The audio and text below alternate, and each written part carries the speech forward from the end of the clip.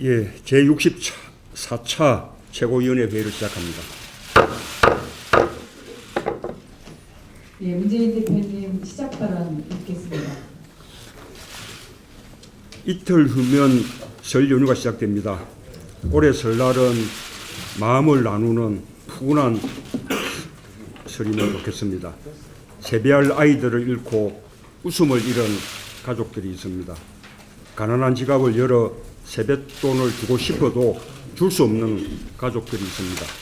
세월호 가족들을 통해 국민들은 이 소소한 일상들이 얼마나 소중한 것인가를 깨닫습니다. 우리 사회의 소외된 곳에서 외롭게 설날을 맞이할 분들이 계십니다. 이분들께도 따뜻한 정을 보내주시길 바랍니다. 국가가 국민의 행복을 지키고 온정을 나누는 나라를 만들기 위해 우리 당은 더욱 노력하겠습니다. 올해는 광복 70주년이면서 동시에 분단 70년이 되는 해입니다. 민족의 명절 설을 앞두고 이산가족 상봉을 이루지 못한 것은 매우 유감입니다. 이산가족 상봉은 어떤 전제 조건 없이 성사되어야 합니다. 생존해 계신 6만 8천 명의 상봉 신청자 대부분이 고령이시고 해마다 많은 분들이 헤어진 가족을 만나지 못한 채 세상을 떠나고 계십니다. 정부는 어떤 어려움이 있더라도 이산가족 상봉만큼은 인도적 견지에서 중단되는 일 없이 계속될 수 있도록 각별한 노력을 기울여 주시기 바랍니다. 총리 임명 문제의 가장 중요한 판단 준거는 국민의 뜻입니다. 대다수 국민들이 반대하는 후보자를 다수 의석의 힘으로 밀어붙이려 해서는 안 됩니다. 국무총리는 대통령과 함께 국민 통합을 이끌 수 있는 분이어야 합니다. 대통령과 집권 여당에 다시 한번 간곡하게 말씀드립니다. 한두 번도 아니고 3번씩이나 부적격 총리 후보자를 지켜보는 국민들의 상처난 마음을 헤아려 주시기 바랍니다.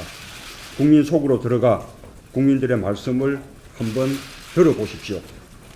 국민들의 뜻을 거스르지 말아 주십시오. 함께 국민들의 뜻에 따릅시다. 그것이 정치가 가야 할 길입니다. 그것이 우리 정치가 국민들에게 해야 할 최소한의 도리라고 생각합니다. 이상입니다. 이어서 오윤희 대표님 발언하겠습니다.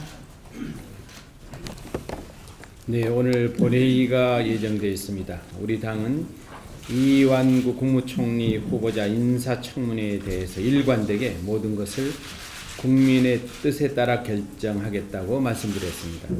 우리 당의 원칙은 첫째도 국민의 뜻이고 둘째도 셋째도 국민의 뜻임을 다시 한번 분명하게 밝힙니다. 국민의 뜻에 역행하는 것은 국민과 싸우는 정치를 하겠다는 것입니다.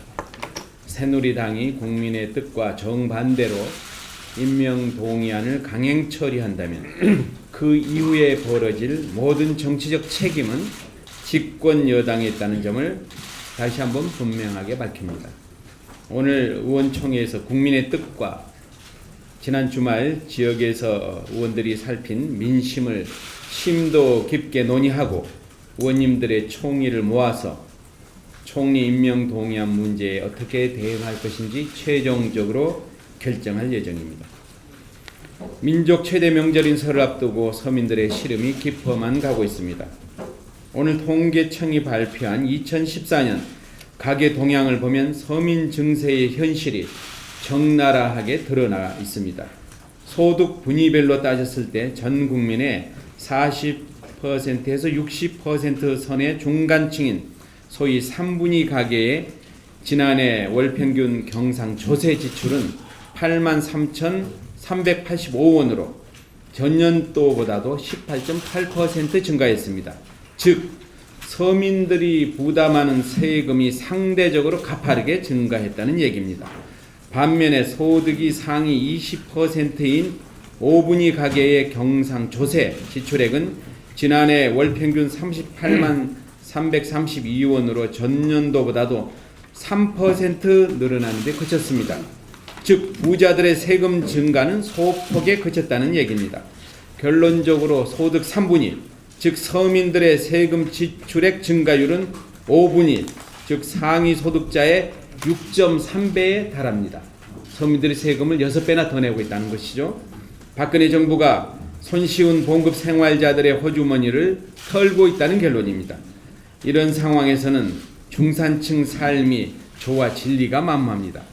얼마 전 발표된 여론조사에 의하면 국민 10명 중 9명은 현재 우리 경제가 불황에 빠져 있다고 답했습니다.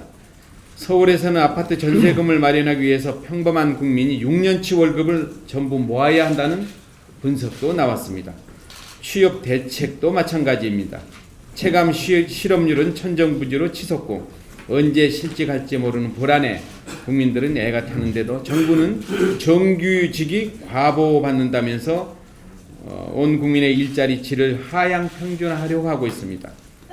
게다가 국민의 불안은 커져만 가는데 우리 사회는 이미 고복지 국가라면서 정부 여당이 그나마 있는 복지 혜택마저도 구조조정한다고 합니다. 국민들이 분노하는 것은 당연합니다. 새정치민주연합은 서민과 봉급 생활자들의 부담을 덜어드리기 위해서 어저께 의료비와 교육비에 대한 세액 공제율을 5% 인상하는 소득세법 개정안을 발의했습니다. 현행 15%인 의료비, 교육비 세액 공제율을 20%로 올려서 가계소득을 증대시키게 하는 것입니다.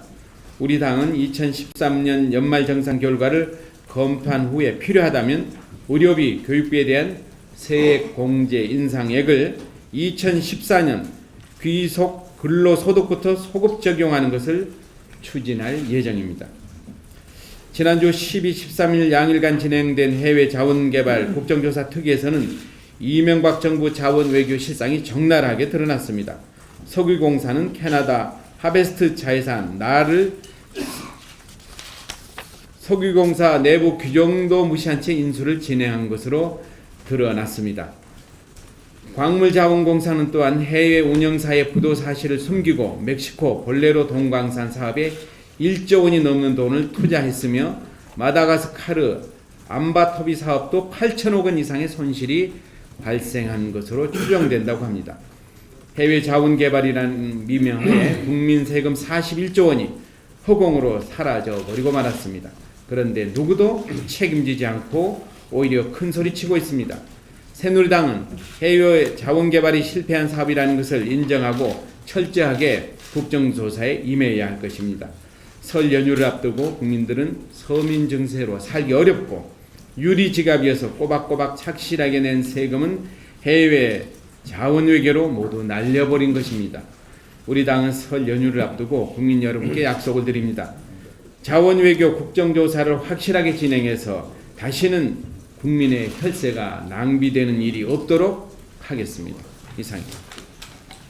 예, 이어서 주승용 최고위원의 발언이겠습니다.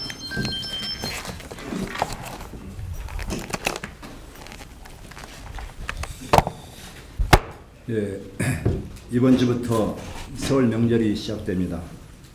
온 가족이 모두 모여서 오손도손 가족의 정을 나누는 즐거운 설 명절 되시기 바랍니다. 특히 소외된 이웃들에게 따뜻한 명절이 되었으면 합니다.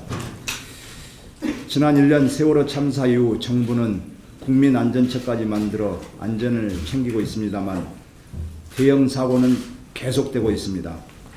영종대교 105중 추돌사고, 사당 종합체육관 붕괴사고, 강주 아파트 축대 붕괴, 의정부 아파트 화재사고 등 거의 매일 크고 작은 안전사고가 발생해 귀중한 인명과 재산을 잃고 있습니다. 소잃고 외양간도 못 고치는 그런 수준입니다. 철저한 제도적 보완책이 절실합니다. 제발 설 연휴 기간 발생할 수 있는 각종 안전사고를 미연에 방지할 수 있도록 개각을 앞두고 있는 느슨해진 정부와 관계당국의 각별한 경계와 예방의 만전을 기해 주시기 바랍니다. 이완구 총리 후보는 청문회 결과 도덕성과 자질이 총리로서는 부적격이다라는 국민적 판정을 이미 받았습니다. 그럼에도 불구하고 새누리당은 국정 공백, 특정 지역 홀대를 운운하며 저급한 지역 감정을 조장하며 밀어붙이기 식으로 몰아가고 있는 것 같습니다. 이는 민심의 역주행으로 반드시 국민적 심판과 대가를 받을 것입니다.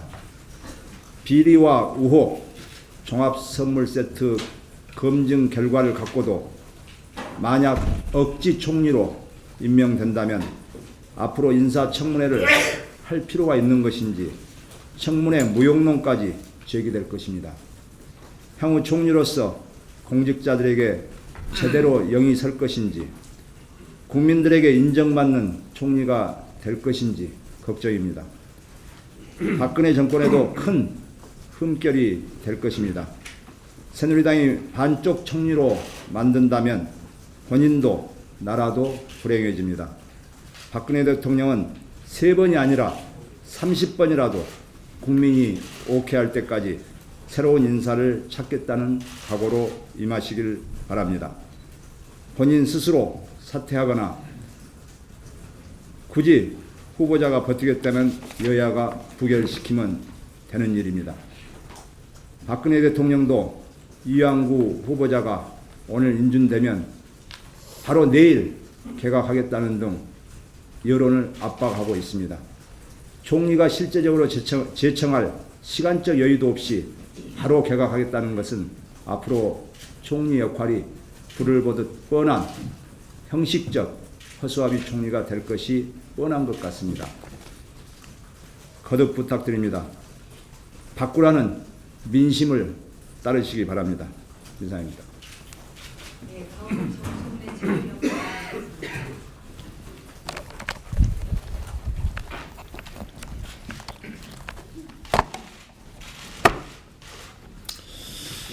주말에 저는 팽목항에 다녀왔습니다.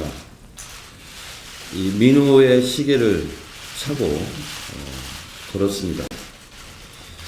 이 시계의 주인공은 단원고 2학년 7반 이민우 군입니다. 2학년 7반 34명이 세월호에 갔습니다. 살아서 돌아온 아이는 딱 1명밖에 없고 33명 아이들이 돌아오지 못했습니다. 돌아오지 못한 그 중에 1명, 민우가 일주일 후에 떠올랐을 때 이 시계를 차고 있었습니다. 민우는 없지만 민우가 찾던 시계는 째깍째깍 지금도 정상적으로 가고 있습니다. 그러나 온전한 세월호 인양과 진상규명은 비정상으로 가고 있습니다. 기술적 검토도 가능하다고 합니다. 세월호의 온전한 인양 그리고 아직도 돌아오지 못한 9명의 빠른 수색이 필요합니다. 남은 실종자 수색과 세월호 인양에 대한 정부의 적극적인 노력을 다시 한번 촉구합니다. 세월호의 아픔은 끝나지 않았습니다. 유가족들이 제일 아프고 슬픈 날이 명절이라고 합니다. 그리고 아이들의 생일날이라고 합니다. 설 때 가장 아프고 슬플 우리 세월호 유가족들을 위로합니다. 잊지 않겠습니다. 라는 말을 잊지 않겠습니다. 박근혜 정권 들어서 가장 국민들에게 기억에 남는 일이 있다면 아마 국정원 불법 대선 부정선거였을 겁니다.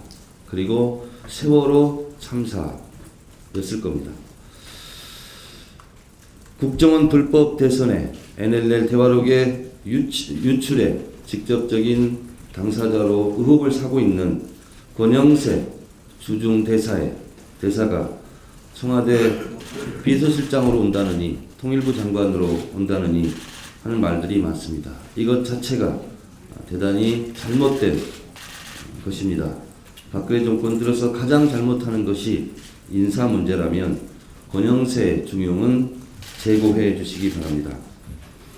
세월호 참사야 청와대가 책임이 없다는 책임 회피성 발언을 해서 문책성으로 경질되었던 김장수 전 청와대 안보실장이 주중대사로 임명되려고 합니다. 대단히 문제 있는 인사라 하지 않을 수 없습니다. 국정원 불법 대선 사건과 세월호 참사와 직간접적으로 연관되어 있는 인사들의 인사는 철회되어야 합니다. 이것은 또 한 번 민주주의의 근간이었던 선거와 그리고 세월호의 아픔을 다시 국민들에게 상처를 주는 그런 인사는 제발 제고해 주시기 바랍니다. 이완구 총리는 모두 다 알다시피 종합 비리 세트에 플러스 알파 언론 외압까지 받은 강행한 그런 매우 부적절한 인사입니다. 언론에 위압을 행사했다는 것은 헌법에 보장된 제21조 언론의 자유를 정면으로 부정하는 인사입니다. 이완구 총리는 스스로 자진 사퇴하는 것이 가장 현명한 방법이다 라고 생각합니다. 이번 주부터 민족의 대이동이 시작됩니다. 새해가 시작되었습니다. 이 세상 그 어떤 아름다운 꽃들도 다 흔들리면서 피었고 이 세상 그 어떤 빛나는 꽃들도 다 젖으며 피었다고 합니다. 지난 한 해에 눈물에 젖고 많이 흔들렸던 대한민국, 새해에는 웃음꽃만 활짝 핀 그런 대한민국을 기대해 봅니다. 국민 여러분 새해 복 많이 받으십시오. 네, 다음은 전병헌 최고위원 하나 듣겠습니다.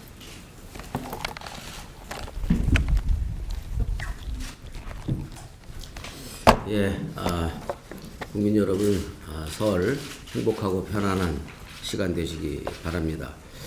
어제 저는 우리 서울시의 대표적인 재래시장이라고 할 수 있는 노량진 수산시장과 또 지역의 성대시장 등 지역 전통시장을 돌아봤습니다. 서울 민심은 이구동성으로 IMF보다 더 어렵다라는 하소연이었습니다. 이를 뒷받침하는 과학적 근거도 나왔습니다. 정경련 조사에 의하면 우리 국민 93.9%가 현재가 경제 불안이라고 인식하고 있고 51.5%가 금년에 더 나빠질 것으로 걱정하고 있습니다. 국민 10명 중 9명 이상이 민생이 심각한 상황이라는 것이고 10명 중 6명 정도가 더 금년에는 나빠질 것이다 라는 불안을 떨고 있습니다. 국민은 민생에 대한 심각한 불안과 걱정으로 지금 너무 힘들어하고 있는 것이 확인된 셈입니다. 민생 경제를 살려내겠다던 박근혜 정부의 구호는 도대체 어디로 갔는지, 또 국민들을 이렇게 걱정과 불안에 떨게 하는 것은 정부가 무능하고 무책임한 것이 아닌지 다시 한번 돌아봐야 할 것입니다. 농촌에서는 구제역도 좀처럼 가라앉지 않고 있습니다. 정부가 진정될 것이라는 종합점검 결과를 발표한 뒤에 오히려 들불처럼 번지고 있는 실정입니다. 서울 대이동을 앞둔 이번 주말에만 5건의 구제역이 충남에서 발생했습니다. 아주 심각한 상태인 것이죠. 지난 12월 4일 첫 구제역이 발생된 뒤 2달 반 동안 정부는 도대체 무엇을 어떻게 하고 있는지 다시 한번 확인해 볼 필요가 있습니다. 서울 대이동으로 인한 구제역 확산 방지를 위한 기본적인 대책조차 아직 세우지도 못하고 있고 발표도 못하고 있습니다. 오히려 멍을 쥐고 걱정스러운 농심들은 귀향하는 자식들을 만류하고 있는 것이 현재 실정이고 실태입니다. 이렇게 도시고 농촌이고 박근혜 정부의 무능과 무책임으로 민심이 멍들어가고 있고 고통스러워하고 있습니다. 민생 파탄으로 인한 고통의 아우성에 대해서 제대로 듣고 보아야 합니다. 정부는 제대로 된 대책을 세워야 할 것입니다. 우리 당도 역시 박근혜 정부 민생 파탄과의 전면전에 나서서 고통의 아우성치는 민심을 위로하고 또 민심이 제1야당에 기댈 수 있는 그런 믿음을 주어야 한다고 생각합니다. 지금 국민들이 걱정하고 있는 국회의 긴장과 전우는 부적격한 분을 밀어붙이는 청와대 책임입니다만 그에 못지않게 청와대에 할 소리는 하겠다던 이른바 KY 라인의 변심 때문입니다. 한마디로 지금의 국회의 불안과 전우는 새누리당의 종박 고질병 재발 때문입니다. 청와대 민심을 있는 대로 전하겠다고 큰소리치던 여당 대표와 원내대표는 온데간데없고 오직 박심만 바라보는 종박의 고질병이 재발돼서 또다시 정치를 국민의 걱정거리로 전락시키고 있습니다.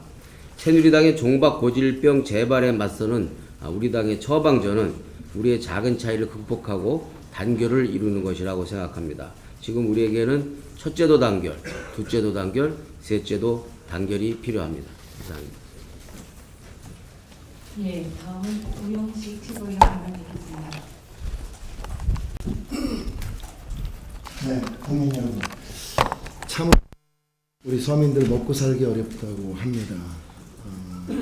그럼에도 불구하고 내일 모레로 다가온 우리 설 명절 부디 가족들과 함께 넉넉하게 정을 나누는 풍성한 설 명절 되시기를 진심으로 기원드립니다. 특히 저희 주위에 소외되고 어려운 이웃들에게 따뜻한 정이 같이 하는 설 명절 되기를 진심으로 기원드립니다. 이완구 총리 후보자가 또다시 의혹에 대한 해명이 거짓인 것으로 또 드러났습니다. 이러한 각종 의혹과 그에 대한 거짓 해명, 이제 국민들이 인내의 도를 넘었다고 생각합니다. 그럼에도 불구하고 국정 운영을 운운하면서 표결 처리를 새누리당은 주장하고 있습니다. 진정 국정 안정을 원했다면 처음부터 제대로 된 후보를 추천했어야 한가 아닌가 생각합니다. 이제 와서 도덕성과 자질에 있어 매우 큰 흠결을 가지고 있는 후보자를 임명하면 국정이 안정될 것이라고 주장하는 새누리당과 정부의 행태에 저는 통탄을 금할 수 없습니다. 이제 시간이 얼마 남지 않은 것 같습니다. 이완구 후보자의 결단의 시간이 얼마 남지 않았다고 생각합니다. 또한 새누리당 역시 인준표결을 단독 강행 처리하는 것은 민심을 정면으로 거스르는 것이고 의회 정치를 부정하는 역사적 오점이 오점으로 남을 것임을 직시하시기 바랍니다. 그러한 단독 강행 처리는 국민적 비판과 저항에 직면할 것임을 다시 한번 분명히 말씀드립니다. 그동안 수차례 미국 정부 고위 당국자들의 발언이 오락가락했습니다. 이 사드 배치 문제와 관련해서 한국 정부와 협의하고 있다고 말하기도 하고 이를 또 번복하고 하는 일들이 계속 이루어지고 있습니다. 현재 박근혜 정부가 전략적 모호성이라는 수사대에 숨어서 매우 국가 안보에 직결되어 있는 문제를 국민과 국회에 전혀 알리지 않고 밀실에서 추진하고 있는 것으로 판단됩니다. 우려를 금할 수 없습니다. 정부는 더 이상 이 사드 문제를 이렇게 밀실주의로 처리하지 말고 공론화해서 국내적으로 다양한 의견을 수렴하고 외교적으로도 관련국들과 입장을 설명하고 이해를 구하는 노력들을 하루빨리 효율적으로 그리고 적극적으로 추진해야 한다고 촉구하는 바입니다. 한미동맹은 북핵억지력의 기본을 둬야지 반중국 안보 연합이 되어서는 안 된다고 생각합니다. 한중 관계는 경제 문제뿐만 아니라 동북아 안보 문제에 대해서도 매우 중요한 파트너십임을 박근혜 정부가 명심해 줄 것을 당부드립니다. 저 또한 특히 김장수 전 청와대 안보실장의 인사와 관련해서 반대의 뜻을 분명히 전하고 싶습니다. 외교안보 수석 시절 국민의 우려와 동떨어진 일본의 집단적 자유권을 사실상 용인하는 발언으로 무리를 일으켰는가 하면 초대 청와대 국가안보실장 재직 시절 외교안보 컨트롤타워 역할을 제대로 수행하지 못하여 물러난 대북 강경파이자 중국의 전문가라고 할 수 없는 김 전 실장은 1년도 안 돼서 다시 중국 대사로 기용하는 것은 저는 적절치 않다고 생각합니다. 특히 세월호의 진실 규명 그리고 세월호 인양의 문제를 가지고 지금 유가족들이 20일 넘는 도병진까지 하고 있는 현 시점에서 세월호 진상조사의 출석 대상일 수 있는 김장수 전 실장을 주중대사로 기용한다라고 하는 것은 과연 이 세월호 참사에 대한 세월호 유족에 대한 대통령의 올바른 태도인지 저는 되묻고 싶습니다. 이상입니다. 네, 다음은 이승희 최고위원장님 뵙겠습니다. 네, 서민경제가 파탄 지점입니다. 저도 어제 제 지역구인 기름시장을 둘러보았습니다마는 설 연휴 직전인데도 불구하고 발길이 뜸했습니다. 설 명절이 아무리 힘들어도 가족과 함께라면 행복할 수 있습니다. 그러나 딸과 아들 그리고 가족을 잃고 설을 지내야 하는 세월호 가족들의 슬픔을 위로하는 한자락의 마음에 있어서만은 모든 국민이 하나가 되는 그런 설날 명절이 되었으면 좋겠습니다. 새누리당은 문제투성이에 유한구 후보를 통과시키면 향후 인사검증이나 인사청문회 제도 그리고 언론의 검증 더 나아가 국민의 의견 수렴 절차 자체가 무용지물이 되고 공직자의 기준이 허물어질 텐데 그 후유증에 대한 책임을 어떻게 져야 할지 밝혀야 할 것입니다. 국민은 부적격 후보에 대해서 등 돌린 민심에 아랑곳 없이 국민과 야당을 무시한 채 아무런 설명 없이 인준을 밀어붙이려는 대통령과 여당의 태도에 대해서 분노하고 있는 것입니다. 최근 조사가 그것을 반증하고 있습니다. 이완구 후보의 총리 임명에 대한 부적합 여론이 41% 그리고 적합 의견이 29%입니다.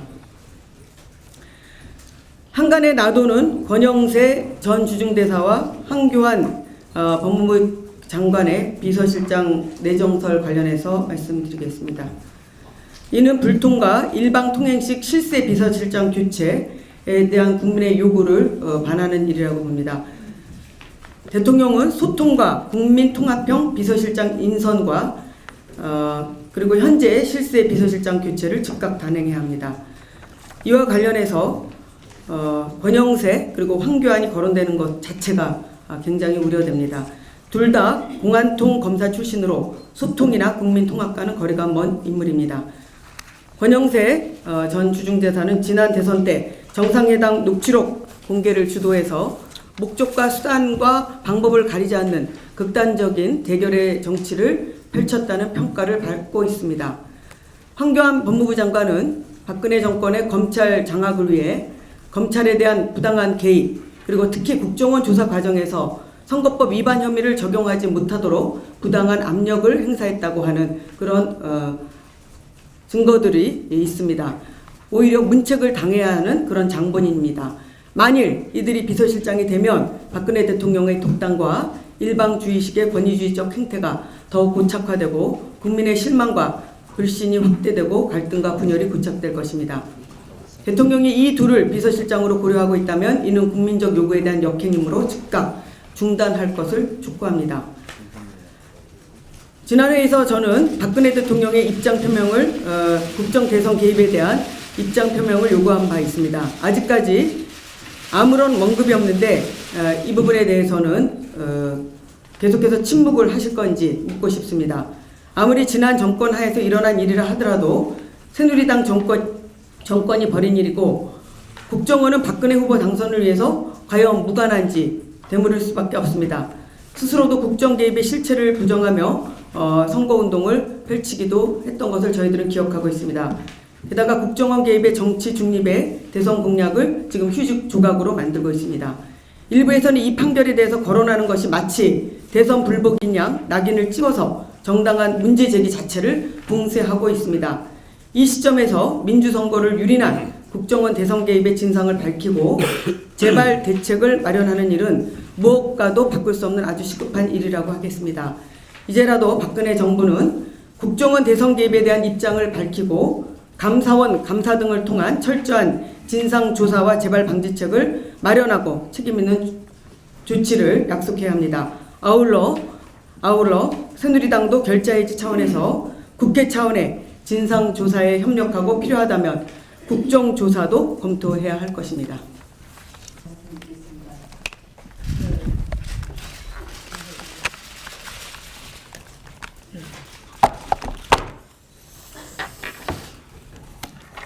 사실은 그 미생 지명직 최고위원입니다. 당무회 인준을 안 거쳐서 제대로 정상적인 최고위원이라 할 수 없는데요. 우선 대표님께서 오늘 나와서 국민께 인사드리는 게 도리가 아니냐 해서 이렇게 인사드립니다. 그러니까 미생 최고위원이니까 제가 어떤 말을 하더라도 무효가 되겠습니다. 깨진 그릇에는 물을 담을 수가 없습니다. 마찬가지로 통합 없이는 민심을 담아낼 수가 없습니다. 그래서 통합에 헌신해 달라는 문재인 당 대표님의 요청을 받아들여서 정말 자리의 높낮이에 연연하지 않고 어떤 자리라도 당 통합을 위해서 국민과 지지자에게 희망을 드리기 위해서 헌신을 다하겠다는 그런 각오를 다지면서 인사 말씀 올립니다. 많은 지도 편달을 부탁드리겠습니다. 그리고 저는 이렇게 생각합니다. 박근혜 대통령이 실추된 국정에 대한 신뢰 회복을 위해서 개각을 하는 것이고 그 개각의 가장 그 핵심은 총리 신임 많은 총리 자리라고 생각을 합니다. 뭐 장관을 어떤 분을 하든 국정의 실추된 그 국정에 대한 신뢰 회복이 개각의 핵심 목표인데요.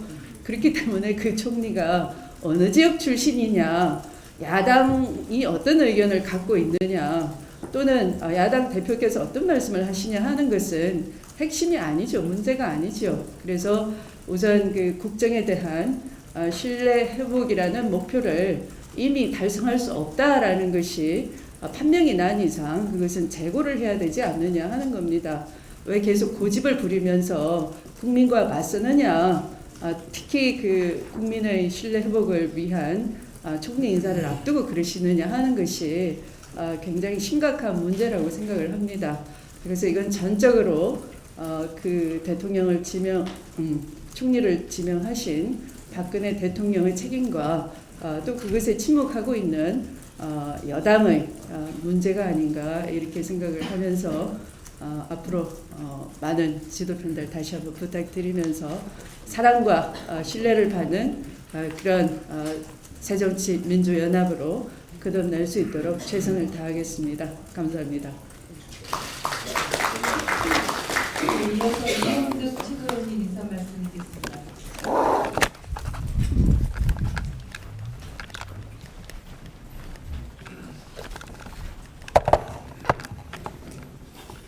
다시 한번 최고위원으로 지명해 주셔서 고맙습니다.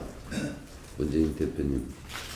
제가 최고위원 네 번째 아닙니까? 마치 많은 국민들이 전담 최고위원, 직업이 최고위원 이런 얘기를 하는데 네 번 최고위원 하면서 좀 반성이 드는 거는 우리 국민들이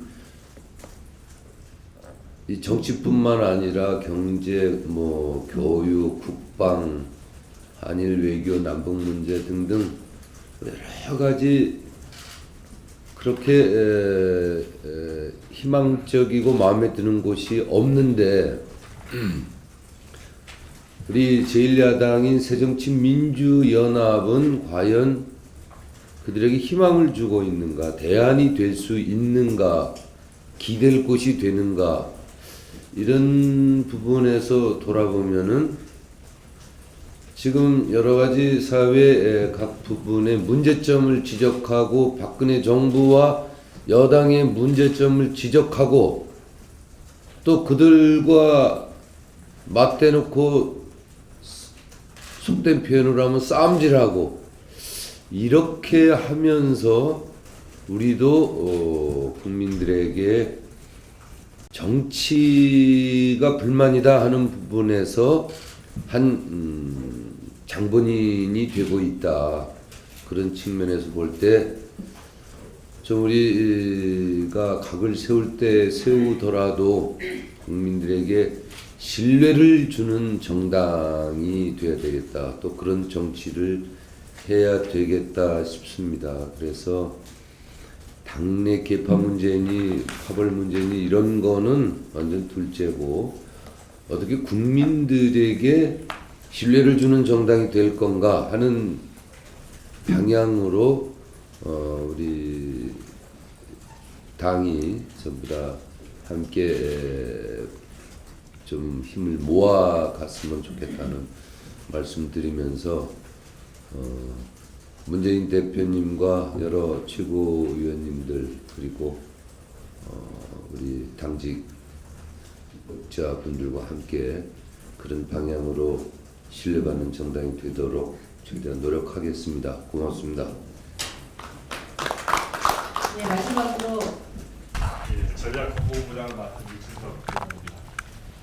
우리 새정치민주연합이 우리 대표님이 강조하시다시피 앞으로 승리하는 정당이 될 수 있도록 최선을 다하겠다는 말씀을 드립니다. 고맙습니다.